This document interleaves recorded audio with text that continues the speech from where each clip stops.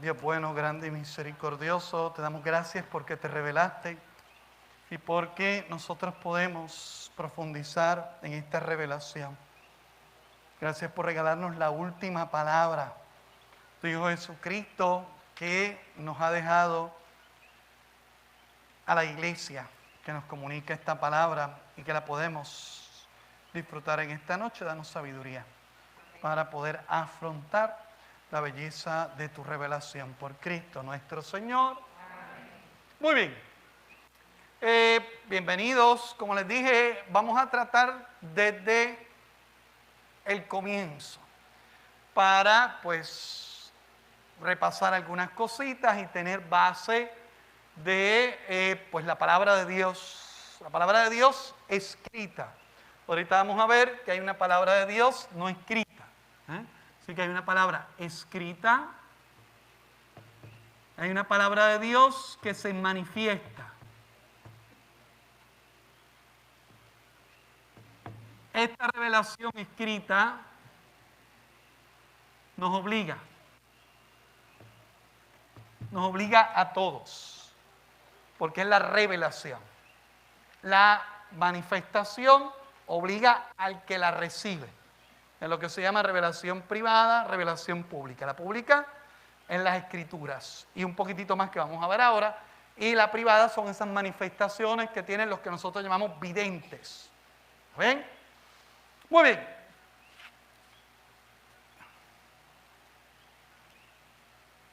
Básico. Estamos hablando de una sola. A veces yo escucho que se habla de las fuentes de la revelación. No, de la fuente es una.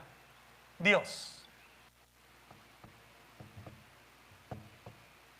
Él es la fuente de la revelación. Esta fuente de la revelación, por decirlo así, vamos a ponerlo de esta manera, vamos a quedar aquí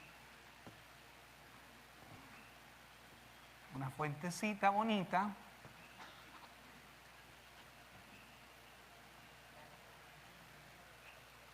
Que tiene dos chorritos. ¿Está bien? Eso es una fuente, ¿eh? No es un pesebre. ¿Ok? Una fuente. Esa fuente tiene dos chorritos. Un chorrito es la revelación oral, que es la originaria. Y la revelación escrita. Importante. Toda revelación escrita fue primero oral. Dios habló y sus profetas escribieron, o Jesucristo habló. Jesucristo nunca escribió nada. ¿Saben? Fuera de lo que escribió en la arena del piso con la mujer adúltera, no hay en las Sagradas Escrituras nada que haya escrito Jesucristo. Jesucristo habló y dejó a los apóstoles para que dieran testimonio. ¿Está bien? Esos apóstoles entonces son los que escriben. Pero Jesús nunca escribió. ¿Está bien? Si alguien me puede buscar, por favor, Mateo 2:5. Alza la mano quien lo va a buscar. Usted ya sabe buscar en la Biblia. Bueno, pues ponemos a tu abuela entonces. Mateo 2:5, aquí está. ¿Quién me busca Mateo 2:17? 2:17. ¿Quién me busca Mateo 1:23? Allá atrás. Muy bien.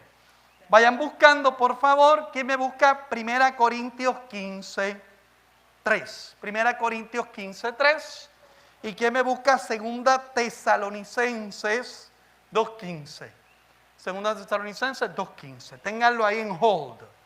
¿Quién me busca Lucas 10:16?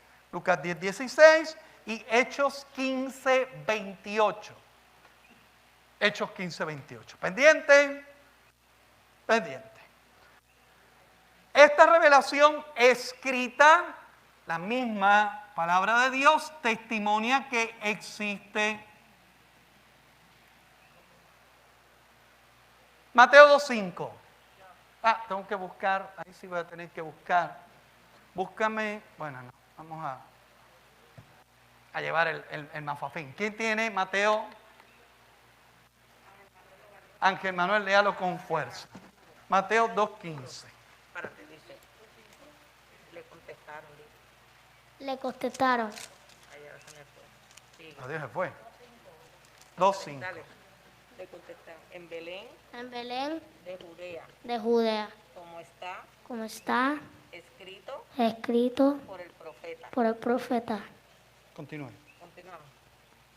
Tú, Tú, Belén, Belén, en territorio de en Judá, territorio de Judá, no eres no eres ni mucho ni menos mucho menos la última. la Muy bien. última. ¿Ok? Palabra de Dios. Por lo tanto, el evangelista Mateo, para probar a Jesucristo como Mesías, ¿qué hace? Cita la Escritura. ¿Qué cita? Apunte. Míralo ahí. Miqueas 5:2. Esa citación es de Miqueas 5:2. Por lo tanto, gracias, reverendo. El apóstol Mateo, para probar el cumplimiento de esa escritura, cita el Antiguo Testamento, como lo va a citar en Mateo 2:17. ¿Quién lo tenía? Mateo 2:17, muy bien. ¿Está apagado? Ok. 6 días más tarde llamó Jesús a Pedro, a Santiago y a su hermano Juan. 15. Era 17. Mateo 2:17, perdón. 2:17. Mira, Ok. No, está bien. Ya. 17, sí. Así se cumplió lo que anunció el profeta Jeremías. Una voz se escucha en Ramá, muchos llantos y sollozos. Es Raquel que llora a sus hijos y no quiere que la consuelen porque ya no vive. Palabra de Dios. Por lo tanto, Jeremías 31 es el referente que utiliza Mateo. Por lo tanto, la escritura es revelación. Tan revelación es que esa escritura el evangelista Mateo la va a utilizar como prueba. Eso que dijo el profeta en el Antiguo Testamento se cumple en Jesucristo. Mateo 1:23. ¿Quién tenía Mateo 1:23? Atrás, fuerte. La Virgen concebirá y dará a luz a un hijo, a quien pondrán por nombre Emmanuel, que significa Dios con nosotros. Palabra de Dios. Por lo tanto, Isaías 7:14, Mateo dice, de esa doncella que profetiza Isaías, esa doncella es María. Por lo tanto, el uso de la escritura, Dios se revela. ¿Qué significa revelar? La misma palabra lo dice. Revelar significa quitar el velo y ponérselo otra vez. Eso es revelar, es de quitárselo y ponerlo. Dios sigue siendo un misterio. O sea, yo no puedo decir, a Dios yo me lo sé al dedillo. Dios ha revelado, ¿qué ha revelado? Ha revelado lo necesario para que nosotros creamos. Así lo dice el evangelista Juan. El evangelista Juan dice, otras muchas cosas dijo Jesús en presencia de sus discípulos. Estas han sido puestas para que ustedes crean. Por lo tanto, ¿todo lo que hizo Jesús está escrito? No. ¿Todo lo que dijo Jesús está escrito? No. El mismo evangelista Juan, en la conclusión de su evangelio, dice que si nosotros fuésemos a escribir todo lo que dijo Jesús, no cabrían los rollos en el mundo. ¿Ok? Por lo tanto, esta revelación escrita es limitada. ¿Limitada a qué? A lo que yo necesito. Por eso es importante que se lea, porque yo necesito eso. Hay otras cosas que yo no las necesito. Yo no necesito saber ciertas realidades de la intimidad divina, porque no las necesito saber. porque con el favor de Papito Dios yo las voy a experimentar. O sea, nuestra salvación es habitar en la intimidad divina. Es lo que yo necesito. Así que Dios va a revelarse a través de las Escrituras. Dios va a revelarse a través de lo que se llama tradición oral con mayúscula. Tradición con minúscula es los gigantes, la fiesta del tomate, los macabeos de Trujillo Alto, las alcapurrias de Piñones. Eso es tradición con minúscula. La tradición con mayúscula es una revelación no escrita. Y hay unas realidades que no fueron escritas. No terminaron siendo palabras escritas, sino que se quedaron habladas. ¿Dónde dice eso en la Biblia? Por favor, 1 Corintios 15, ¿quién la tiene? No le pegues mucho, que el micrófono chupa bien. Ante todo, les he transmitido lo que yo mismo había recibido, que Cristo murió por nuestros pecados, según las Escrituras. Que fue sepultado, según las Escrituras, que fue sepultado y resucitó al tercer día, según las Escrituras. Que se apareció... Atentos. Que se apareció a Cefas. Pausa. Pregunto, ¿dónde dice eso en el Evangelio? Que se le apareció a Pedro. ¿Ustedes recuerdan alguna parte del Evangelio que dice que se le apareció a Pedro? No.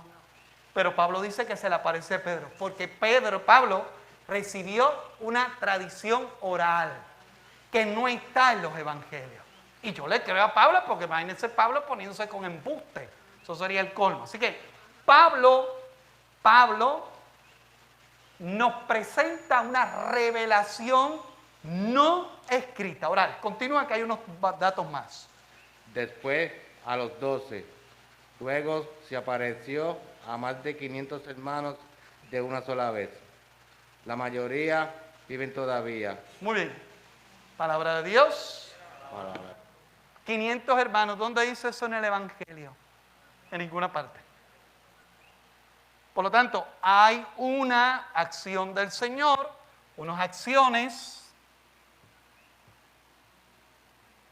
unos dichos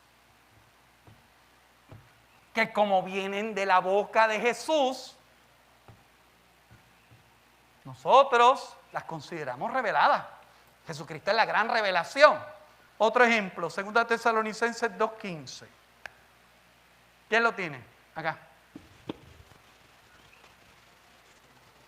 Por lo tanto, hermanos, manténganse firmes y guarden fielmente las tradiciones que les enseñamos de palabra o por carta. Continúe. Que los anime el propio Cristo Jesús nuestro Señor y Dios nuestro Padre, que nos ha amado, dándonos en su misericordia un consuelo eterno y una esperanza feliz. Muy bien, palabra de Dios. ¿Qué dice Pablo? Guarden la tradición que le hemos transmitido de palabra y por escrito. Aquí está. De palabra y por escrito. Esto lo dice la Biblia.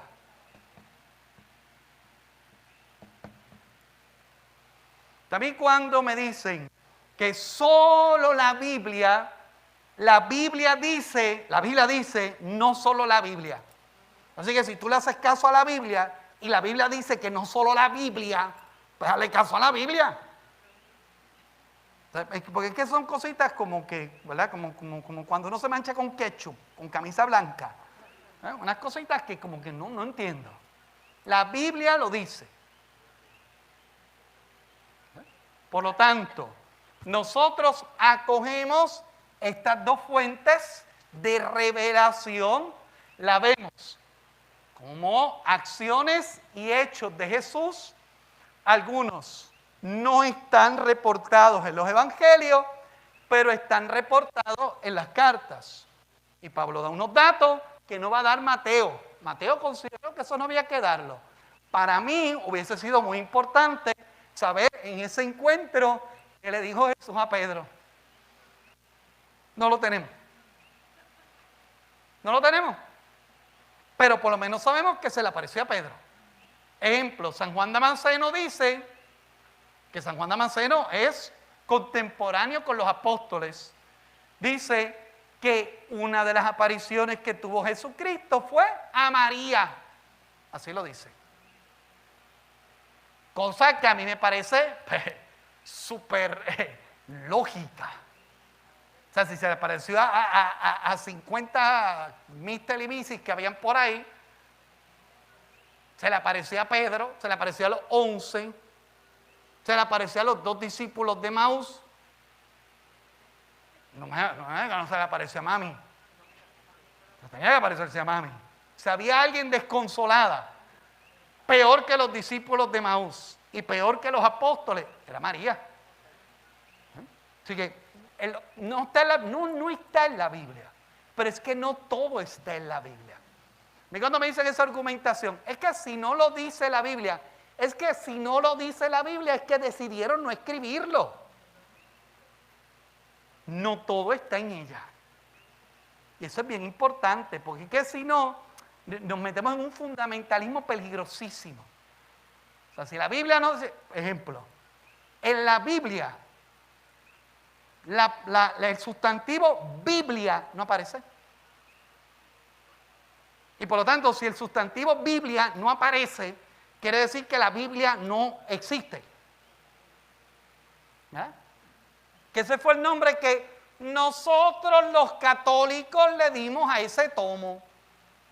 Ta Biblia, en griego, plural, que significa los libros. Nosotros tenemos un libro que se llama Los Libros. Ese nombre se lo dio la iglesia. Eso es bien importante. Porque dicho de paso, todo lo que es la Sagrada Escritura, lo que vamos a ver, tiene el sello de hecho. ¿Sabe que está uno que dice hecho en Puerto Rico? Ah, pues mire, hay uno que es hecho en Iglesia Católica. Toda la Sagrada Escritura. Y veremos ya mismo por qué. Y veremos cómo. Digo, ya mismo, yo creo que eso lo veremos la semana que viene. A ver, porque ya son las 1:30. ¿Ok? Así que, importante.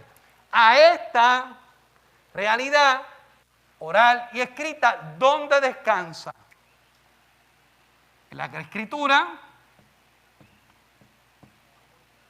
en los apóstoles. Y eso lo dice la Biblia. Por favor, ¿quién tiene el texto de Lucas 10:16? Aquí don Marta. Quien les escucha a ustedes, me escucha a mí. Quien les rechaza a ustedes, me rechaza a mí.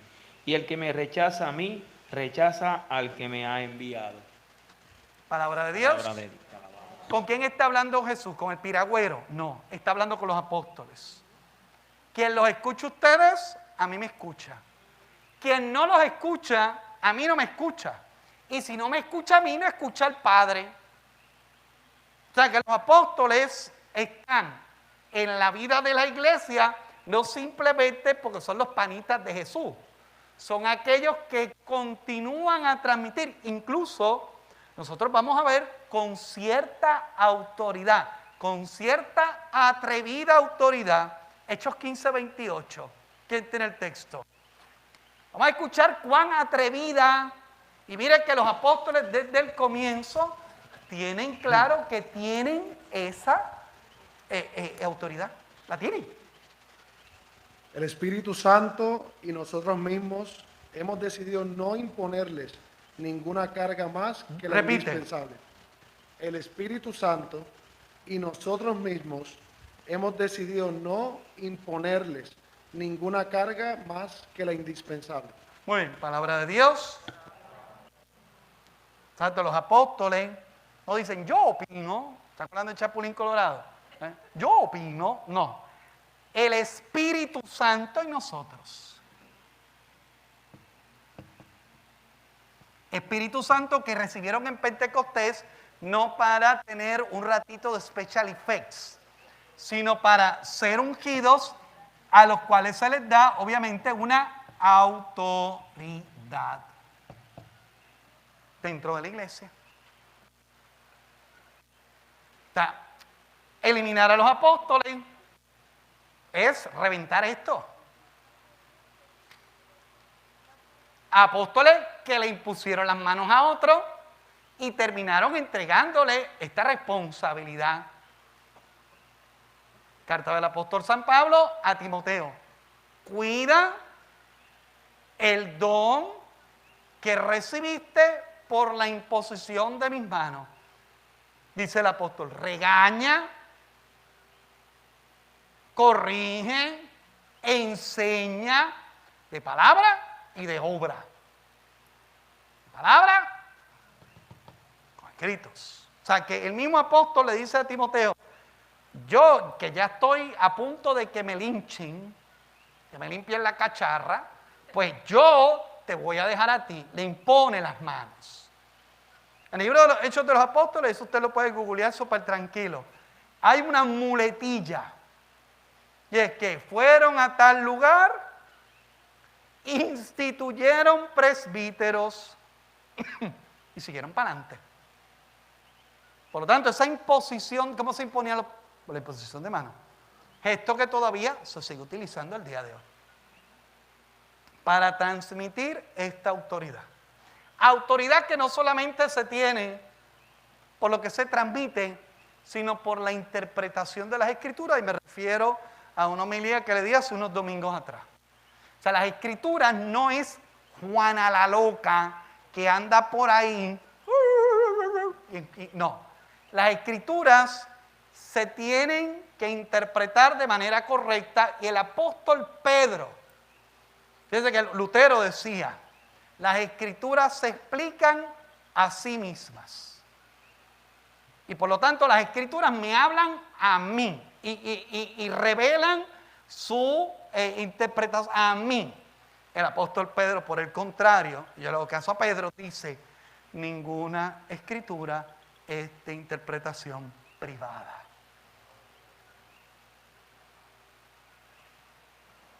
Por lo tanto, si no es de interpretación privada, ¿quién rayos la interpreta?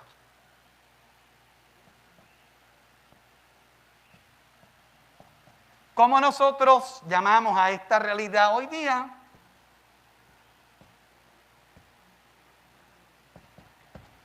Magisterio, el magisterio de la iglesia.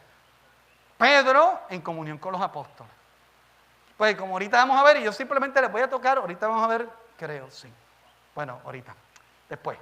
Vamos a ver un ejemplo, les voy a sacar un solo ejemplo de una palabra griega que para meterle el diente hay que de verdad estudiar y profundizar. Porque si no, uno traduce un disparate o interpreta peor aún. Si traducir un disparate es terrible, interpretar disparatadamente es peor todavía. ¿Ven? Así que, importante, me he hecho para acá porque yo creo que yo estoy tapando, no los tapo con la oreja izquierda, ¿verdad? Voy a tener problemas, muevo las orejas y tapo. ¿Ok? Así que, primera parte, la fuente. La fuente es, con dos chorritos, lo que Dios ha revelado oralmente, lo que ha revelado escrito, los hechos y los dichos de Jesús se han transmitido y terminan siendo escritura.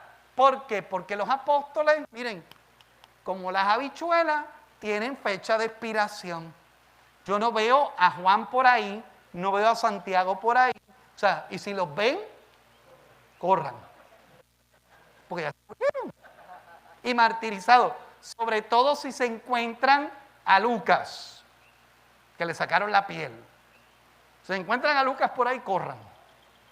Pues tiene que verse bien feíto. O Tomás, que lo ceguetearon por la mitad, de arriba abajo. Así que si lo ven por ahí, espero que no sea guiando. ¿Está bien? Esta entonces escritura que llega a nosotros fue alguna vez tradición oral que se tuvo que escribir para que la iglesia futura tuviese la palabra de Dios. Descansa entonces en la autoridad de los apóstoles y llega entonces a nosotros. Si esto nosotros no lo tenemos claro, entonces empiezan este tipo de no, porque esto es, a mí me decía una persona, no, porque eso es un libro viejo y Yo, bueno, cuando le dije, cuando tú tengas 90 años, tu certificado de nacimiento va a ser catalogado de la misma manera y no significa que es un embuste. Sí, porque es que ahora resulta que lo moderno es lo único verdadero. O sea, YouTube y TikTok. Entonces, si no es YouTube y no es TikTok, ¿verdad? Porque Dios ahora tiene que hablar por TikTok. Pues mira, no, Dios no habló por TikTok. Digo, uno nunca sabe, yo me sorprendería. Pero, si Dios va a aparecer un día, por TikTok. Pero mientras tanto, está en las Sagradas Escrituras. ¿Está bien? Por ahora no, ya. Muy bien. ¿Qué contiene la Biblia? ¿Qué contiene los libros?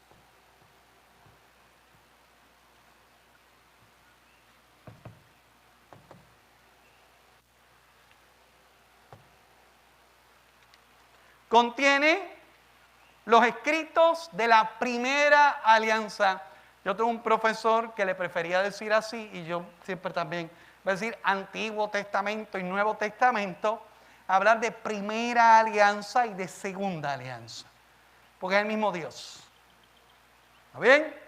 La primera alianza con los 46 libros, porque nosotros, ahorita, y vamos a hablar después de eso, nosotros incluimos los libros que están en hebreo y los que están en griego. Y ya les explicaré después por qué. La tradición protestante no. ¿Qué contiene? Contiene la Torá,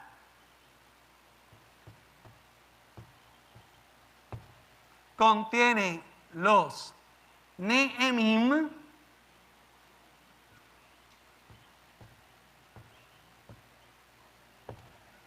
o los Neimim, depende, ¿verdad? Los Neviim o los Nehemim, déjenme ponerlo como lo puse en el papel. Neviim, para que no haya problema.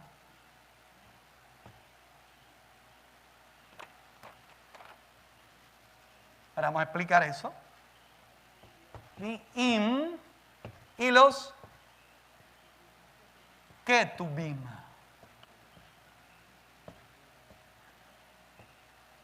La Torá se traduce como la ley.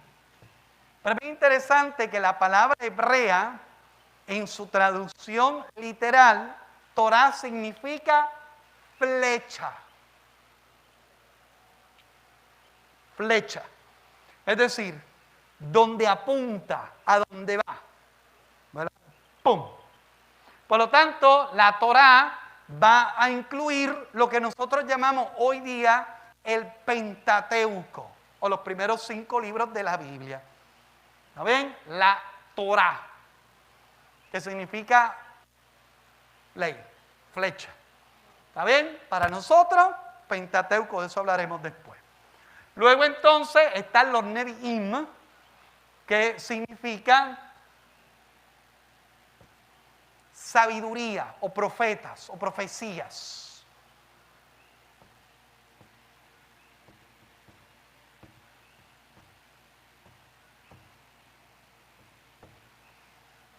Ahí nosotros tenemos todos los profetas, el libro de los Salmos, por ejemplo.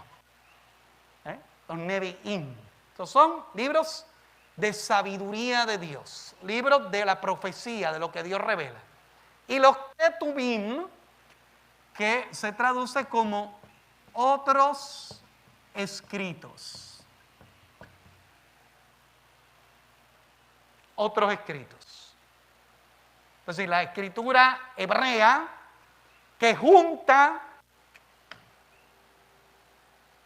mira el nombre ahí, se llama la Tanakh.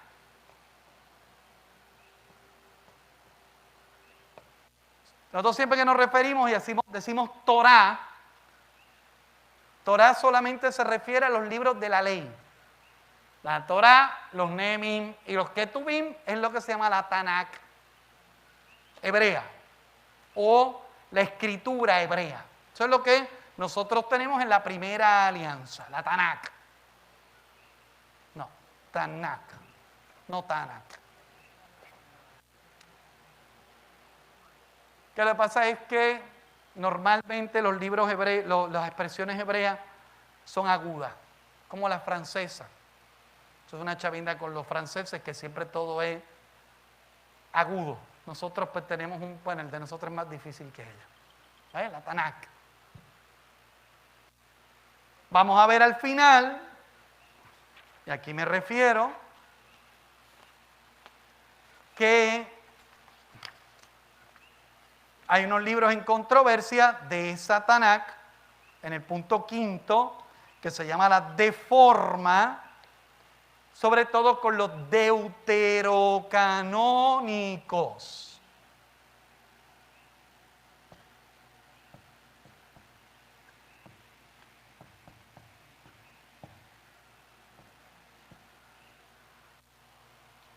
Deuterocanónico, eso es como Nabucodonosor,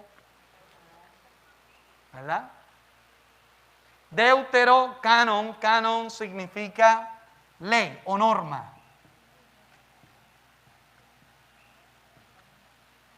Y deutero, después o segundo. Es decir, son los libros que vinieron después de la norma. ¿Cuál era la norma para el hebreo? Los libros que estaban escritos en hebreo. ¿Qué pasó? Que cuando los hebreos fueron pateados a la diáspora, los hebreos se mezclaron con los griegos y Yahvé seguía hablándole a su pueblo, pero ya el hebreo se había perdido como lengua hablada. Vayan a ver, ¿verdad? No hay muy lejos, las cuartas generaciones de puertorriqueños en Estados Unidos. Ellos dicen que hablan español, ¿verdad? Ya no. O sea, lo que hay es un tipo, ¿verdad?, de boricua macarrónico, y entonces pues bregan como pueden. Y eso pasa cuando uno no habla la lengua se pierde. Pues ellos perdieron la lengua. Por lo tanto, empiezan a escribir en griego. Y atentos, habrá profetas que recibirán la revelación divina en griego. Como ese grupo ya no hablaba hebreo, dice la tradición que se le dio a 70 escribas, maestros de la ley, la escritura en hebreo para que ellos la tradujesen al griego y las nuevas generaciones lo pudiesen leer. Dice la tradición hebrea, yo no soy hebreo, que cuando regresaron, las 70 traducciones eran iguales. Y por lo tanto se vio la mano de Dios en esa nueva escritura que estaba en griego, aunque ya profetas, profecías, por ejemplo, la profecía de Tobit. La profecía de Tobit ya fue escrito en griego. El libro de la sabiduría ya fue escrito en griego originalmente. El libro de los proverbios fue también. Macabeos también fue escrito originalmente en griego. ¿Qué pasó? Que cuando los místeres vuelven, porque volvimos de la diáspora y construimos el templo y pusimos todo en orden, ya entonces el griego nos apesta. Aquí somos hebreos, pensamos hebreo, hablamos hebreo, comemos hebreo, desayunamos hebreo y postre hebreo. Y eso a nosotros nos resulta un poco raro, pero para el hebreo no. ¿Por qué? Porque para el hebreo, ser hebreo y hablar hebreo es esencial. ¿Por qué? Porque Dios había hablado en hebreo. Por lo tanto, el hebreo era la lengua de Yahvé. Entonces, claro, yo no voy a dejar de hablar la lengua de Yahvé. Así que vuelven otra vez al hebreo y todo lo que fue escrito originalmente en griego, ellos dijeron, no lo queremos. Dios no habla en griego. Dios habla en hebreo. Tan interesante, ¿verdad? Los deuterocanónicos que veremos, porque Lutero tenía otro problemita con ellos. Pero estos libros aparecen en las Biblias católicas y ortodoxas, que fuimos obviamente los originales. Por favor, o sea, si no tiene la carita de Paico, no es verdad, ¿saben? ¿Se acuerdan de eso? Si no tienen la carita de Paico, no es verdad. Si no tienen la carita católica, cuidado. ¿Ok? Entonces, estos libros deuterocanónicos, se le dice deuterocanónico o se le dice la Septuaginta. Ah, qué palabras lindas para hoy, ¿eh? Si usted no ha cenado, esto le tiene que dar hambre.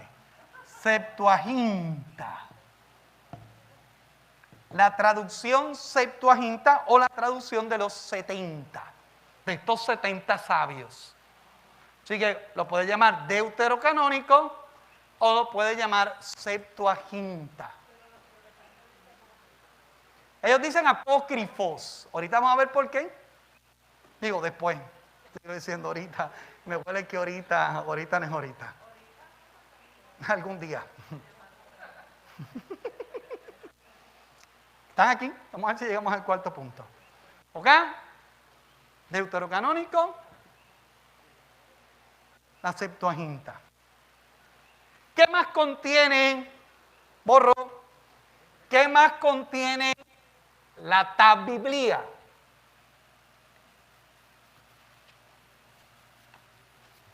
Gracias al que me regaló una pizarra tan grande, me encanta. Yo antes daba en una cosita así, que yo creo que era un cuarto de esto. Y escribía chiquito. Padre, ¿qué dice ahí? Ahora el problema es por lo fea que es mi letra. Padre, ¿qué dice ahí? No por el tamaño. Pero bueno, paciencia, Dios mío. No tengan miedo en preguntar, mire, padre, ¿qué dice ahí? Que yo no tengo ningún problema porque yo sé que yo tengo una letra un poco rara.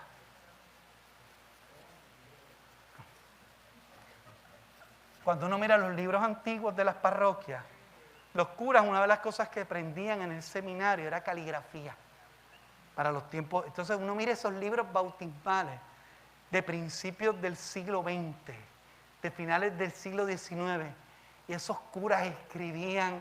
Ahora uno mira los libros con los garabatos. Los libros, los 46 del Primer Testamento y luego entonces los 27 del Segundo.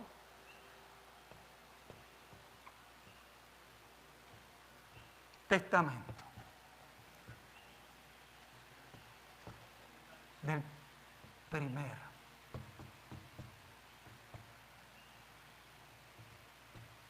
¿Ok?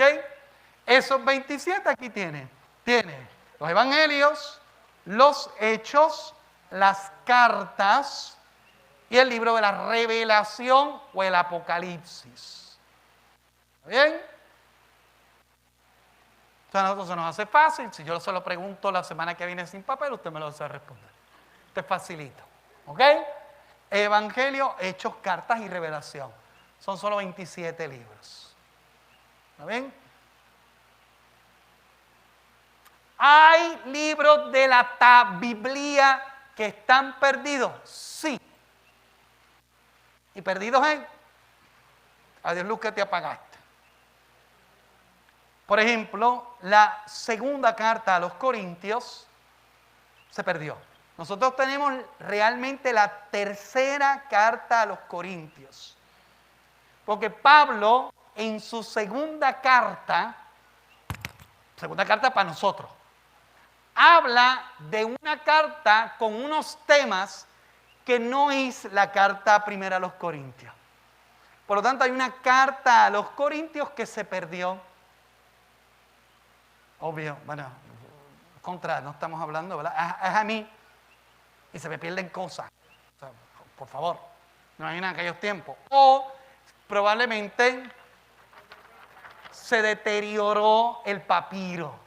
Recuerden que las escrituras estaban escritas en un tipo de folio vegetal. Después fue que se empezaron a hacer las cosas en bueno, originalmente eran en tablas de cera.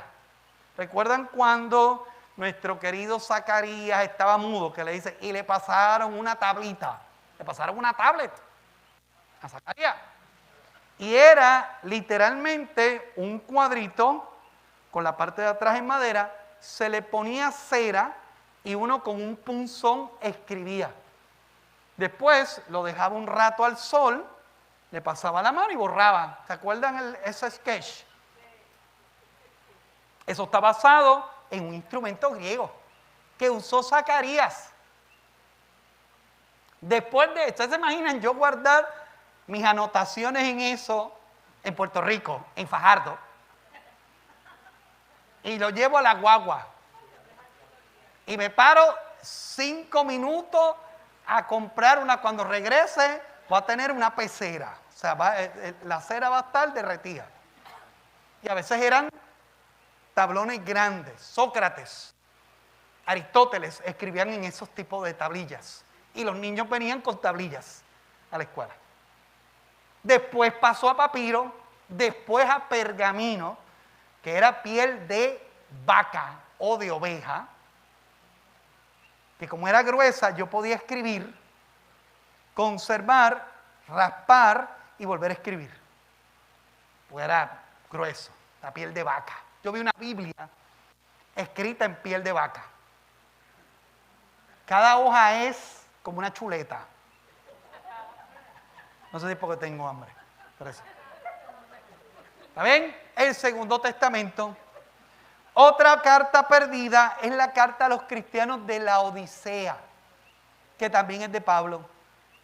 Pablo precisamente dice, como cuando le escribí a los hermanos de la Odisea. ¿Dónde está esa carta que le escribí a los de la Odisea? La Odisea. La Odisea. ¿Qué yo escribí aquí? La Odisea, no, la Odisea.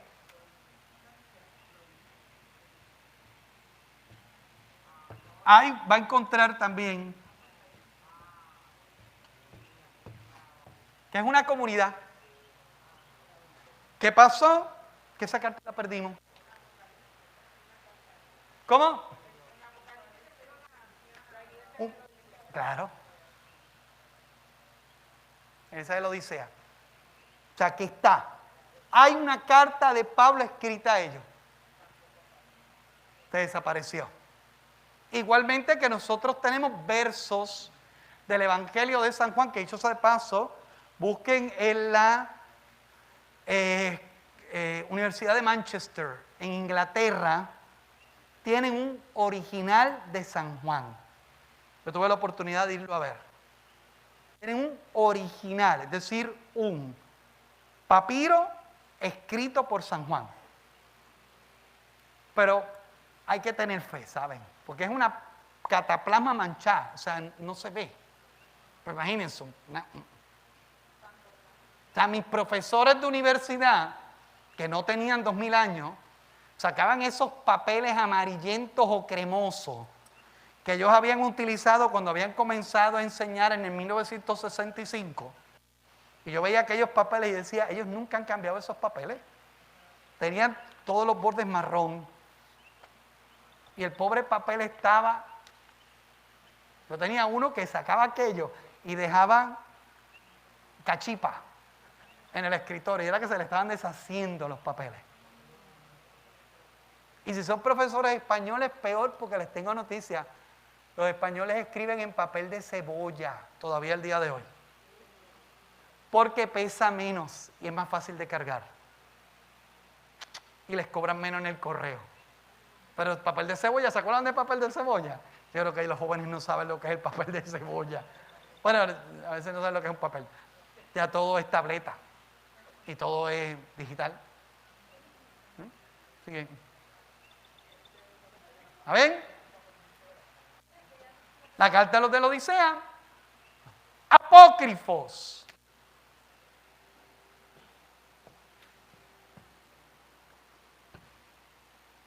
Palabra que significa oscuro.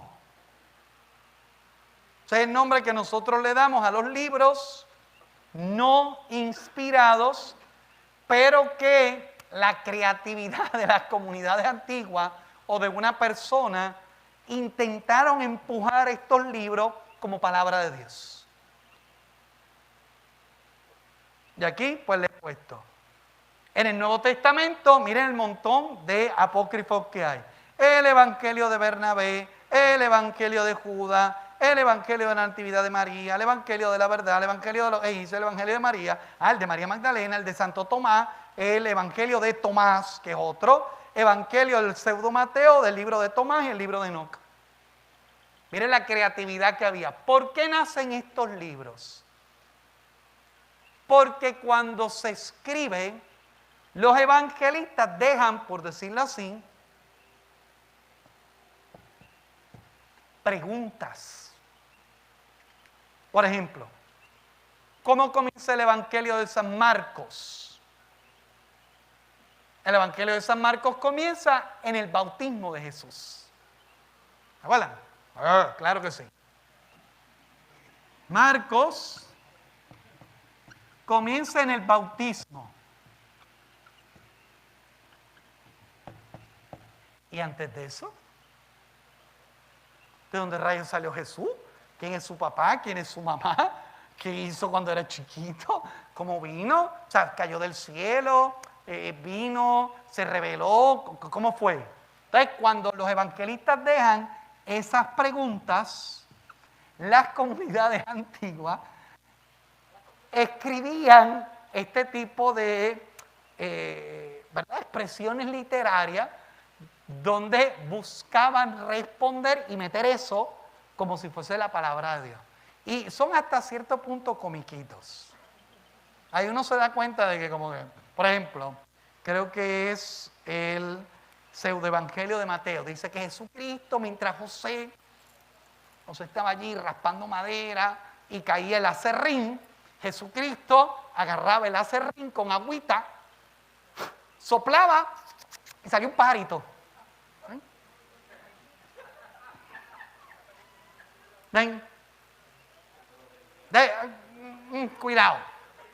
Por ejemplo, en el Evangelio apócrifo dice, ¿cómo rayos le buscan? San José, que bendito, en el Evangelio de Mateo aparece 3 veces y ya miren, desapareció Mateo. Entonces, la iglesia antigua, en uno de los apócrifos dice, José era un viudo. Claro, lo ponen como un viejito, porque si es un viejito, no va a querer tocar a María. Entonces, como María era virgen, si María era virgen, era que José era viejito. Entonces, por lo tanto, él era un viudo. Entonces dice la comunidad, entonces de los hermanos que habla el Evangelio, eran los hijos de José. ¿Ven? Entonces, José era un viejito que estaba como cuidando a María y no le iba a tocar nunca porque pues ya no la podía tocar. Mentira. El hebreo se casaba con alguien de su edad normalmente. O sea, los matrimonios eran matrimonios entre chiquillos. 14, 15, 16 años. ¿Por qué? Porque el hebreo buscaba tener muchos hijos, porque los hijos eran una bendición divina. Y por lo tanto se casaban jóvenes. Cuando tenían 800 años, pues tenían 35 hijos. Por ejemplo, yo conocí una señora en Toa Alta que tenía 27. Tenía 27. 27 con el mismo señor,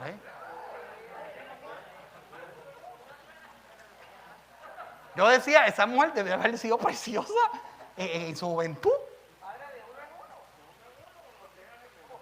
Yo eso, pero eran 27. No había, no, parece que no había nada. Y parece que uno entraba a la casa de ellos y estaba el cuarto. No había sala, no había nada, no había comedor, nada. Entraba, estaba la habitación de ella. 27. ¿Sí? Claro, nosotros eso, pero nuestras mujeres, mi abuela tuvo 11.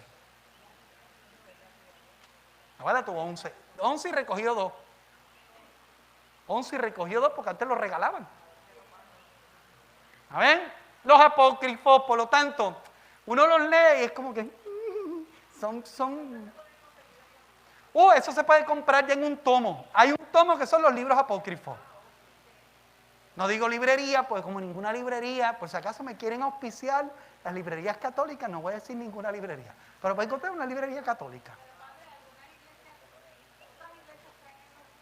No, estos apócrifos que hemos dicho, ningún cristianismo los cree, excepto, voy a usar una palabrita por aquí, los gnósticos. Los gnósticos eran un grupo griego, una filosofía, que los gnósticos, New Age, el New Age es el gnosticismo de ahora, y hay grupos gnósticos. El gnóstico piensa que hay una revelación oculta que se le concede solamente a quienes se meten en la dinámica del gnosticismo y van por distintas etapas, tipo masonería, por todas las etapas, y entonces conocen eso que está solamente reservado para unos tantos. Por ejemplo, el Evangelio de Tomás, o el libro de Tomás, y el Evangelio de Judas, que se encontró, yo estaba en el seminario cuando encontraron el Evangelio de Judas, son evangelios gnósticos. Por eso hablan de que se puede encontrar una revelación debajo de una piedra. ¿Ven? Que eso es contrario a lo que dice Jesucristo. Jesucristo dice, te doy gracias, Padre del cielo y tierra, porque le ha revelado estas cosas a los sencillos y no a los sabios. Así que el gnosticismo es contradicho por Jesucristo, que dice que se le ha revelado a los sencillos, no a los que tienen un no sé qué particular, que con unas iniciaciones y unas cosas y unos pactos y unas comunicaciones, y probablemente besando un sapito que hace alucinaciones, pues llegan a ese conocimiento. ¿Ven? Ese es el asunto.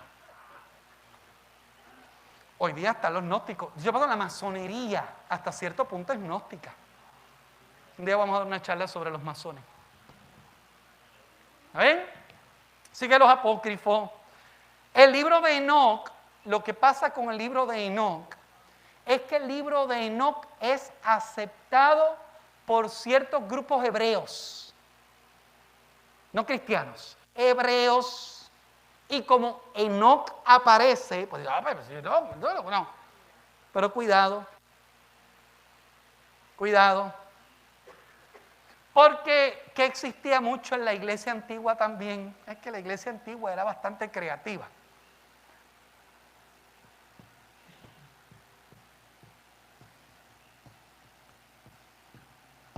Los seudónimos.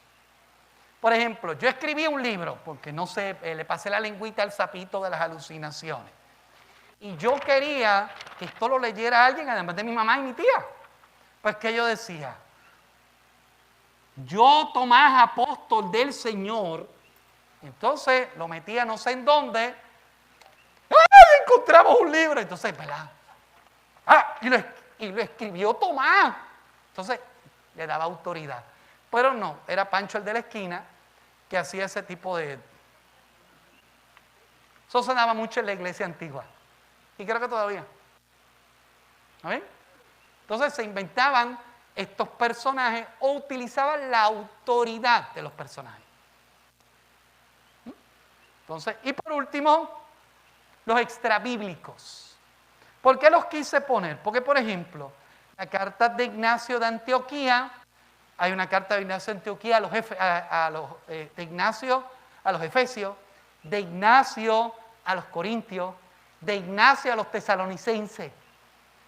Ignacio de Antioquía era discípulo de Juan. Y por eso uno mira que algunos autores dicen que el libro del Apocalipsis o el de la Revelación es del año 110. Algunos dicen que es del año 98, 90, van a ver distintos. Pero hay una vez que dice que es del 110. San Ignacio de Antioquía muere en el 110. Por lo tanto, él es contemporáneo con los apóstoles y se consideró incluir en la Biblia las cartas de Ignacio, incluso las cartas de Clemente, de Clemente de Alejandría, y las cartas y las Didaché, que eso es un libro que reúne unas enseñanzas de los apóstoles. Yo se los recomiendo que no es palabra de Dios, pero es un libro antiguo, del tiempo de los apóstoles. Y el Pastor de Hermas, que el Pastor de Hermas es una homilía, yo creo que es la homilía más antigua que nosotros tenemos redactada. Se va con la carta a los hebreos. La carta a los hebreos no es carta y no es a los hebreos. Pero se llama carta a los hebreos. Pero no es carta, es una homilía, es un sermón. Y no es a los hebreos, es al que la lea. Está escrita así. En aquel momento habló Dios, o sea, no tiene ni introducción, no es epistolar. ¿Ves que en la iglesia antigua decían que era una carta, incluso decían que era de Pablo? Decían la carta, algunos de ustedes lo habrán escuchado.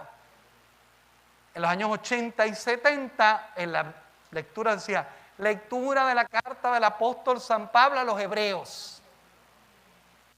No es de Pablo, no es carta y no es a los hebreos. Así que tenemos un problema. ¿A ver? Así que, y con esto terminamos por el día de hoy. Gloria al Padre y al Hijo y al Espíritu Santo, como era en el principio, ahora y siempre, por los siglos de los siglos. Santa María, causa de nuestra alegría, ruega por nosotros. Que tengan una hermosa noche y espero verlos la semana que viene si no les fui demasiado tedioso o pesado. Descansen.